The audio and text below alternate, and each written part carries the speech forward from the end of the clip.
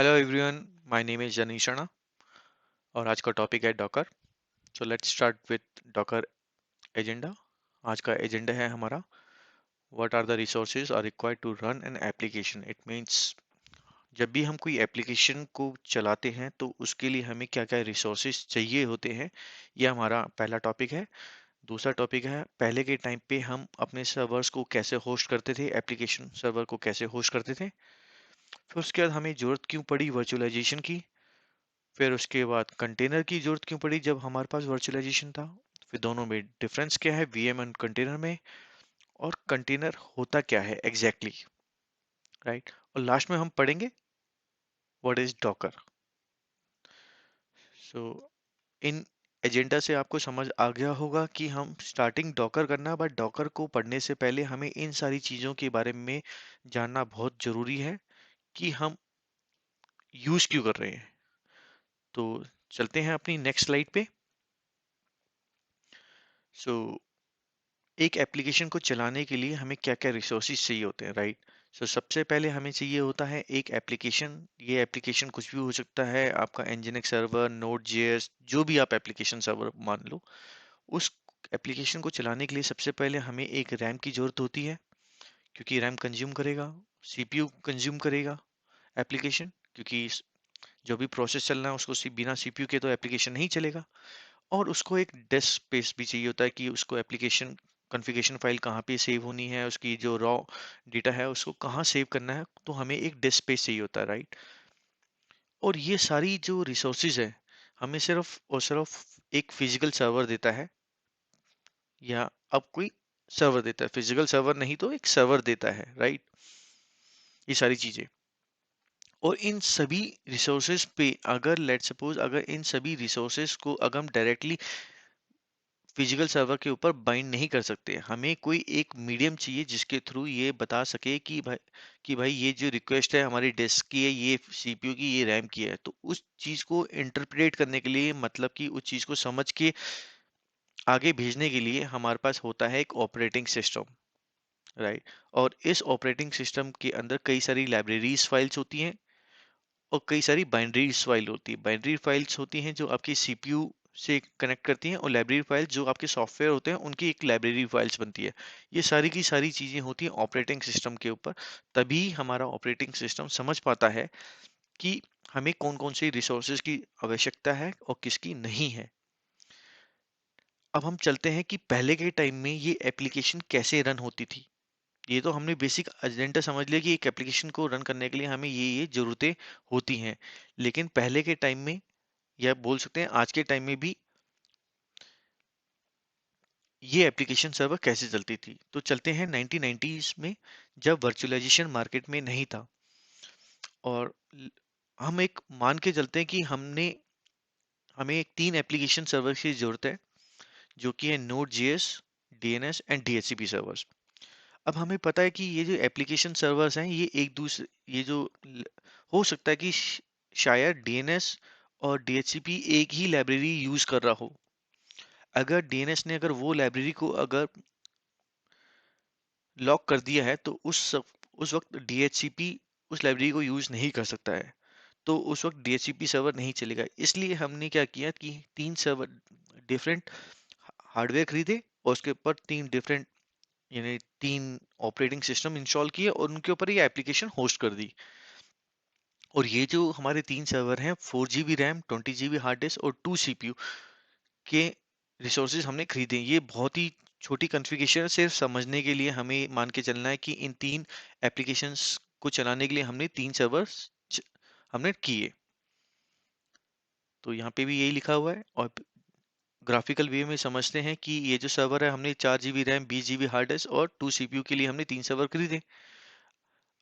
जब हमने ये एप्लीकेशन इसके ऊपर इंस्टॉल किया, पहले ऑपरेटिंग सिस्टम डाला, फिर हमने इसको एप्लीकेशन को डाला, तब हमने ये महसूस किया कि ये जो रिसोर्सेज है बहुत कम यूज कर रहे हैं।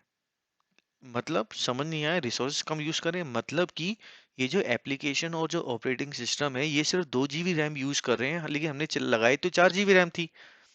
अगर हम कहते हैं चलो ठीक है हम यहाँ पे 2 GB रैम लगा देंगे, अगर 2 GB का पूरी रैम अगर इसने एप्लीकेशन ने यूज कर ली तो सिस्टम क्रैश हो जाएगा। मेमोरी बोटलनेक हो जाएगा। तो उस केस में हमें ज़्यादा मेमोरी लगानी पड़ती थी ताकि हमारा जो है ये फिजिकल सर्वर जो सर्वर है ये रिबूट ना हो जाए, मेमोरी बोटलनेक ना हो जाए। तो इसलिए हमें ज़्यादा मेमोरी लगाते थे, और लेकिन हमने ये भी देखा यार ये तो वेस्ट ही हो रहा है, ये यूज ही नहीं हो रहा है, और ये एक सर्वर के ऊपर नहीं, ये तीनों सर्वर के ऊपर दिक्कतें आ रही है। अगर मैं ग्राफ टेबुलर फॉर्म में देखूं तो हमने टोटल जो रैम है 12 जीबी रैम हमने खरीदी है, जिसमें 6 जीबी यूज हो रहा है, 6 जीबी वेस्ट हो रहा है। सेम हार्ड डिस्क का भी ऐसे ही हो रहा है, 60 जीबी खरीदी है, 18 यूज हो रही है, और 42 जीबी फ्री पड़ी है। फ्री का मतलब वेस्ट हो गया थ्रू आउट द ईयर। ऐसी सीपीयू का लिए ये तो हमने एक्स्ट्रा बर्डन है एक तरह से हमें। और यही एक बर्डन नहीं है, और भी हमारे पास बर्डन होते हैं जब हम एक फिजिकल सर्वर को चलाते हैं, जैसे कि 3 server hosting space. Rack rack के ऊपर हमें 3 सर्वर लगाने पड़ेंगे, तो उस 3 रैक के हम 3 सर्वर के पैसे देने पड़ेंगे रैक के। फिजिकल केबलिंग करानी पड़ेगी, पावर एडेप्टर लगाने पड़ेंगे, फिजिकल स्विचेस लगाने पड़ेंगे, और काफी सारा मैनुअल काम होगा। एक हर बार एक फील्ड इंजीनियर को भेजना पड़ेगा कि भाई तू वहां पे जा, समझाना पड़ेगा, ये आईपी दियो, ये सर्वर ढूंढियो, लगाइयो। इसमें काफी झंझटें होती थी। चलो हम आगे इसको थोड़ा सा और मुश्किल बनाते हैं। अभी तो आपको बहुत इजी लग रहा होगा, चलो हम इसको एक आसान और थोड़ा सा मुश्किल बनाते हैं ताकि आपको समझ आए कि हमें वर्चुअलाइजेशन की जरूरत क्यों पड़ी। अब ये मान के चलते हैं ये जो 3 एप्लीकेशंस हैं, अब हम जो है 3 कस्टमर्स को बेच रहे हैं। इसका मतलब हमें 9 सर्वर होस्ट करने पड़ेंगे। 9 सर्वर के लिए again 4 GB RAM, 20 GB hard disk और 2 सीपीयू, क्योंकि शेयर तो वहां पे कुछ होता नहीं था कि चलो रिसोर्स शेयर कर लिए और दूसरा सर्वर इसमें डाल दिया। लेकिन वही है, लाइब्रेरी अगर स्टक होगी तो एक एप्लीकेशन के चक्कर में दूसरी एप्लीकेशन डाउन हो जाएगी, इस चक्कर में हमें सेपरेट सर्वर लगाने पड़ रहे थे। और अगर रैक वाइज देखें तो ये 3 सर्वर लगाए, फिर भाई साहब ये सारी केबलिंग कराई, पावर एडाप्टर लगाए, स्विचेस लगाए कनेक्ट करने के लिए, फील्ड इंजीनियर को बताया। ओहो भाई साहब, साथ में टेबुलर फॉर्म में देखें तो 36 GB RAM, 18 GB use, 18 GB waste. हो लो जी, इतना 18 जीबी रैम वेस्ट हो रहा है। यहाँ पे हमारे डेस्कटॉप में या लैपटॉप में 12 जीबी रैम होती है मैक्सिमम, या 8 जीबी रैम होती है, यहाँ तो 18 जीबी वेस्ट हो रही है। तो लोगों को एहसास हुआ कि भाई फिजिकल सर्वर लगाने पे तो ठीक है, एप्लीकेशन अच्छी चल रही है, लेकिन उस टाइम पे रिसोर्स का यूटिलाइजेशन नहीं हो पाता था। इसीलिए मार्केट में आया वर्चुअलाइजेशन। वर्चुअलाइजेशन का मतलब ये होता है कि आपकी एक एप्लीकेशन जो है एक सर्वर के अंदर हम 2 सर्वर ऑपरेटिंग सिस्टम डाल सकते हैं। तो ये जो कंसेप्ट आया, इसको को कहा कि वर्चुअलाइजेशन, वर्चुअल मशीन बनाते हैं हम। और वर्चुअल मशीन क्या है? अब हमने एक फिजिकल सर्वर खरीदा, उस फिजिकल सर्वर के ऊपर हमने एक हाइपरवाइजर का एक ऑपरेटिंग सिस्टम डाला। अगर मैं एक एग्जांपल देता हूँ VMware का, तो हम ESXi को हम इंस्टॉल करेंगे, और उसके ऊपर ये हमें हाइपरवाइजर का जो ऑपरेटिंग सिस्टम है ESXi हमें एक कैपेबिलिटी देता है कि इसके ऊपर हम मल्टीपल VMs बना सकते हैं। अब ये VMs क्या है? अब हर एक VM के ऊपर अलग अलग ऑपरेटिंग सिस्टम हम डाल सकते हैं। और इसके अंदर हमने एक में डाला एप्लीकेशन Node.js, एक में Nginx, एक में डाला अपाची सर्वर डाल दिया। कोई भी एप्लीकेशन डाल दो इसमें, तो कोई दिक्कत नहीं है। और यहाँ पे ऑपरेटिंग सिस्टम भी अलग है। तो ये वाली लाइब्रेरी जो है Node.js लाइब्रेरी ऑपरेटिंग सिस्टम इसको यूज करेगी, Nginx की यहाँ पे यूज करेगी, अपाचे की यहाँ यूज करेगी, तो कोई दिक्कत ही नहीं होगी। अगर अगर ये हैंग हो जाता है, अपाची सर्वर अगर हैंग होता है, इसको रिबूट कर दो, या तो एक नया VM क्रिएट कर दो इसको डिलीट करके। तो ये बहुत आसान हो गया। तो यानी एक फिजिकल सर्वर के ऊपर थोड़ा सा अच्छा महंगा सा हमने सर्वर खरीदा अच्छी कॉन्फ़िगरेशन का, और वहां पे हम मल्टीपल VMs बनाने लग पड़े। लेकिन इसमें एक दिक्कतें आई। ओवर द टाइम स्टार्टिंग में तो हमें ये अच्छे लगा, लेकिन बाद में फिर हमें पता चला यार ये भी रिसोर्स खा रहा है। अब कहाँ खा रहा है? ये तो भाई बहुत सी यूज कर रहा है। ये देखो, एक हमने हाइपरवाइजर डाला, हाइपरवाइजर ने रिसोर्स यूज किया, ये हमारा रिसोर्स यूटिलाइजेशन का ग्राफ है। एक हाइपरवाइजर, 3 ऑपरेटिंग सिस्टम डाले। अब ये ऑपरेटिंग सिस्टम जब हम चलाते हैं तो ये भी अपना रिसोर्स यूज कंज्यूम करते हैं, रैम करते हैं, CPU लेते हैं, और हार्ड डिस्क यूज करते हैं। और फिर एप्लीकेशन का लोड अलग है। तो यानी कि ये ऑपरेटिंग सिस्टम और एप्लीकेशन का लोड आ गया। तो मतलब है तो सही, कान एक तरफ से पकड़े, अब यहाँ पे दूसरी तरफ से पकड़ लिए, यहाँ पे भी रिसोर्स वेस्ट हो रहे हैं। लेकिन उतने वेस्ट नहीं हो रहे जितने हमारे फिजिकल सर्वर्स में हो रहे थे। बट फिजिकल सर्वर से तो अच्छा है ये वर्चुअल मशीन वाला कंसेप्ट, वर्चुअलाइजेशन कंसेप्ट। लेकिन इतना अच्छा नहीं है, इसको हम और भी इम्प्रूव कर सकते हैं। ठीक है, तो उस इसलिए फिर हमने यूज किया कंटेनर। अब ये कंटेनराइजेशन क्या है? अब कंटेनर क्या है, चलो हम पहले पढ़ लेते हैं कि कंटेनर का फर्क कैसा पड़ा, इम्पैक्ट क्या पड़ा, फिर हम समझेंगे कंटेनर क्या होता है। तो ये हमारे पास फिजिकल सर्वर्स है, हमने यहाँ पे एक ऑपरेटिंग सिस्टम डाल दिया, जैसे कि हमने वीएम में डाल लेते हैं, सेम ऐसे ही ऑपरेटिंग सिस्टम डाल दिया। उसके ऊपर हमने कंटेनर इंजन का एक सॉफ्टवेयर डाला, डॉकर। ये डॉकर जो पैकेज है, कंटेनर इंजन का कोई भी यूज कर लो, अभी हम डॉकर कह रहा हूँ, वैसे रॉकेट भी होता है, तो ये एक बहुत छोटा पैकेज होता है। इसको हमने डाउनलोड कर लिया, इंस्टॉल कर दिया ऑपरेटिंग सिस्टम में, और उसके ऊपर हमने कंटेनर बना दिए। अब ये कंटेनर क्या है? कंटेनर अलग अलग, नोड जेएस, एनजीएनएक्स, अपाची। अब इस कंटेनर का फायदा ये है कि ये लाइब्रेरी अपने साथ लेके चलता है, ये ऑपरेटिंग सिस्टम की लाइब्रेरी यूज नहीं करता है। अगर कोई लाइब्रेरी अगर स्टक होती है तो अपाची सर्वर की ही होगी, तो ये डाउन हो जाएगा, बाकी दो चलते रहेंगे। तो इससे क्या हुआ, इसने हमारा ऑपरेटिंग सिस्टम, हमारा एक ही ऑपरेटिंग सिस्टम में सब कुछ चलता रहा। तो इसलिए क्या हुआ, और ये कंटेनर काफी लाइट वेट होते हैं, तो हम एक ही फिजिकल सर्वर में मल्टीपल कंटेनर्स स्पॉन कर सकते हैं। तो ये हमारा और अच्छा यूटिलाइजेशन हो गया। अगर हम इसको रिसोर्स की बात करें, रिसोर्स यूटिलाइजेशन की, तो हमारा एक ही गैस ऑपरेटिंग सिस्टम हमने डाला है, कंटेनर बहुत छोटा है, और एप्लीकेशन जो यूज कर रहे हैं वो भी कर रहे हैं, हमारा रेस्ट ऑफ द जो यूटिलाइजेशन है वो फ्री पड़ा हुआ है। तो कंटेनर इसलिए मार्केट में इतना चल रहा है क्योंकि हम इसका एफिशिएंट यूटिलाइजेशन ऑफ रिसोर्सेस, ठीक है, हम बहुत अच्छा यूज कर लेते हैं इसका, रिसोर्स का, फिजिकल सर्वर के रिसोर्सेज का, कंटेनर के थ्रू। अब इसकी कंपैरिजन में आते हैं कि भाई साहब वीएम के और कंटेनर में कंपैरिजन क्या है। तो हम मैंने एक स्लाइड बनाई है, इसमें हम देख लेते हैं भाई साहब। पहले फिजिकल सर्वर यहाँ पे हमने हाइपरवाइजर डाला, यहाँ पे हमने gas operating system direct direct डाल दिया। अब इसके ऊपर हाइपरवाइजर तीन ऑपरेटिंग सिस्टम डाले हमने, यहाँ पे कंटेनर इंजन डाला छोटा सा, उसके ऊपर हमने अलग अलग एप्लीकेशन सर्वर डाले, हमने यहाँ पे कंटेनर छोटे छोटे डाल दिए। तो इससे हमें फायदा हो गया। अब कंटेनर का फायदा तो हो गया, अब इसे कहते हैं यार ठीक है वर्चुअल मशीन, हमें क्या बार बार सर्वर खरीदने पड़ेंगे, हम क्या कंटेनर को वीएम के अंदर ऊपर भी क्रिएट कर सकते हैं? हाँ, हम इसको वीएम के ऊपर भी क्रिएट कर सकते हैं। तो ये हमारा पुराना मशीन है, पुराना जो डायग्राम है, हाइपरवाइजर, फिजिकल सर्वर के ऊपर हाइपरवाइजर, और ये तीन वीएम्स है। अब हमने इसके ऊपर एक वर्चुअल मशीन बनाई, उस मशीन के ऊपर हमने गैस ऑपरेटिंग सिस्टम डाला, और उसके ऊपर हमने मल्टीपल कंटेनर इंजन डाला, अब मल्टीपल कंटेनर स्पॉन कर दिए। अब आप कहोगे भाई साहब ये भी तो वीएम के ऊपर बना रहे, तो फायदा क्या हुआ कंटेनर का? बट यहाँ पे आपकी एक एक एप्लीकेशन चल रही है, यहाँ पे आपके मल्टीपल कंटेनर चल रहे हैं, तो ये फायदा हो गया।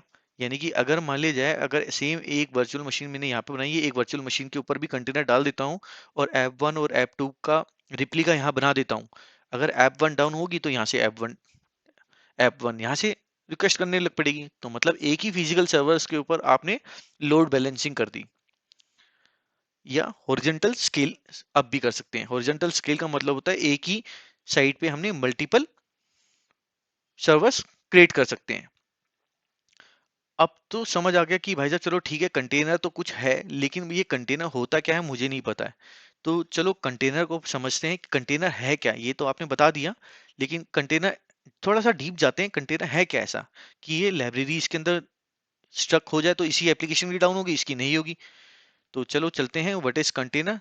तो जैसा कि हमने पहले पढ़ा था, एप्लीकेशन सर्वर को चलाने के लिए हमें ये रिसोर्स चाहिए होते हैं, और ये रिसोर्स फिजिकल सर्वर से मिलते हैं, लेकिन मीडिएटर का काम करता है ये ऑपरेटिंग सिस्टम, और ऑपरेटिंग सिस्टम के ऊपर होता है लाइब्रेरीज एंड बाइनरीज।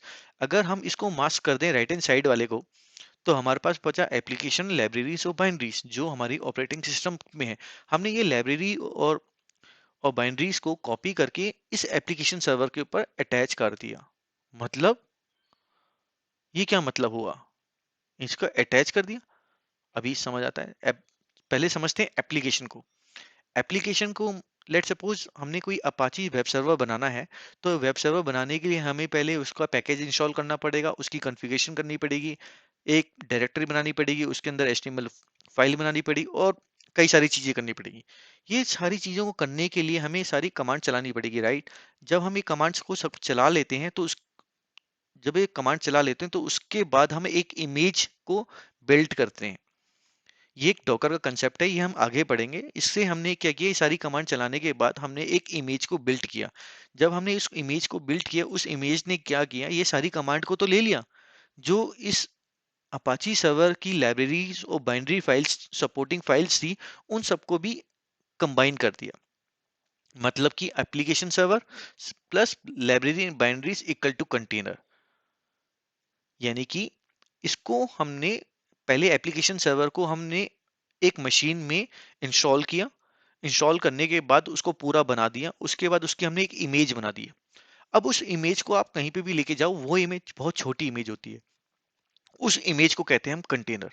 जब हम उस इमेज के थ्रू, जब हम कंटेनर बनाते हैं, वो एक इमेज है, इमेज के थ्रू हम कंटेनर बनाते हैं, ठीक है, with the help of Docker.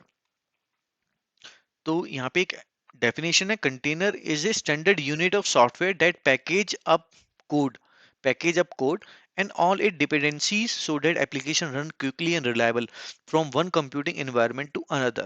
तो ये हमारे लाइब्रेरीज फाइल्स होगी, डिपेंडेंसीज होगी, इन सबको कंबाइन किया, एक पैकेज बनाया, एक इमेज बनाई, उस इमेज को आप कहीं पे भी ले जाओ। अब पहले क्या होता था कि हमने प्रोडक्शन लाइब्रेरी में यानी कि प्री प्रोडक्शन में तो सर्वर बना दिया, सारी हमने कमांड्स बना दी। जब हम प्रोडक्शन में कमांड चलाने पड़े तो वहां पे लाइब्रेरीज फाइल डिफरेंट थी और लैब में डिफरेंट थी, तो वहां पे एरर आने पड़े। बट यहाँ पे जब हम लैब में जब ये एप्लीकेशन के साथ लाइब्रेरी और बाइनरीज को कंबाइन करके जब इमेज बनाते हैं और उस इमेज को प्रोडक्शन में डालते हैं, तो तब एरर नहीं आती। क्यों? क्योंकि वो लाइब्रेरी और बाइनरी अपने साथ लेके चल रहा है, तो उसको होस्ट मशीन से कोई मतलब ही नहीं है, उसको सिर्फ ये एग्जीक्यूट करना है। तो इसीलिए कंटेनर इतना पॉपुलर हो रहा है, एक ये रीजन भी है कि हम उसमें एरर नहीं आता है। अब समझ में आ गया कि ये भाई साहब कंटेनर है, तो ये डॉकर क्या है? आज का सेशन तो डॉकर का था, डॉकर है क्या ये? So what is Docker? So Docker क्या है? डॉकर एक ओपन प्लेटफॉर्म है for developing, shaping and running application. Application का मतलब जो भी एप्लीकेशन है उसको एक कंटेनर में डाला और चला दिया। Docker enable your separate your application from infrastructure so that you can deliver software quickly. यहाँ पे भी इसने यही कहा है कि डॉकर क्या करता है, एक सेपरेट कर देता है आपकी एप्लीकेशन को आपके इंफ्रा से। आपकी जो सपोर्टिंग फाइल्स होती है उसमें डाला, इमेज बनाई, उसमें इमेज को कहीं पे भी यूज कर लो। तो Docker, with docker you can manage your infrastructure in the same way you manage your application। ठीक है। अब इसमें एक चीज और भी अच्छी आती है कि डॉकर है क्या, मुझे नहीं समझ आ रहा भाई, आप जो बोल रहे हो मुझे बिल्कुल समझ नहीं आ रहा डॉकर है क्या। हिंदी में समझाऊं तो डॉक कंटेनर को मैनेज करने के लिए जो एप्लीकेशन यूज होती है उसको हम डॉकर कहते हैं। कि डॉक कंटेनर को क्रिएट करना है, डिलीट करना है, मॉडिफाई करना है, रन करना है, या कुछ मॉडिफिकेशन करनी है, वो सारी चीजें आती हैं with the help of Docker.